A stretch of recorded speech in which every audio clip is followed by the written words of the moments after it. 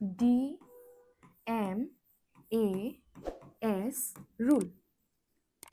এতিয়া DMAS rule আমাৰ first মানে বেসিক স্টাৰ্টিঙত আমি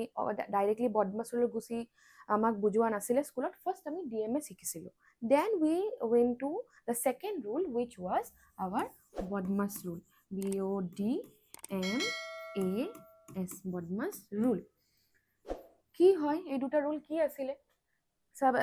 বহুতৰ মনত আছে চাগে তথাপিও ফৰ বিগিনাৰ্স মই আকৌ কৈ আছো D means কি আছিল D আমাৰ ডিভিজন আছিল D আমাক কি বুজাইছিল ডিভিজন বুলি বুজাইছিল ডিভিজন এইখিনি সিম্বল আমাৰ ওকে ডিভাইড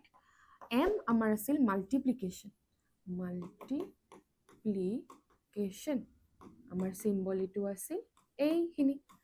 A আছিল আমাৰ এডিশন এটো আছিল আমাৰ এডিশন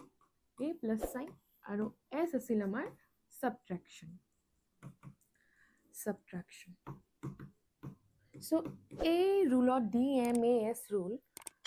decode কৰিলো কি আছিল এবোৰ ইনিশিয়েলস বোৰ বাট একচুয়ালি কি বুজায় why DMAS এনেকে কিয় লিখিছে that means যেতিয়া আমি যিকোনো অপাৰেশন পাম যিকোনো এটা সাম পাম যত এই চাৰিটা মোৰ সিম্বলস বোৰ প্ৰেজেন্ট আছে so আমি যিকোনো অৰ্ডাৰ সলভ কৰিব নোৱাৰি আমাৰ এই মেইনলি এই ৰুল টু ফলো কৰিব লাগিব এটা এক্সাম্পল এটি বুজাম যেনেকে ইয়াৰে মই এটা এক্সাম্পল বুজাই আছো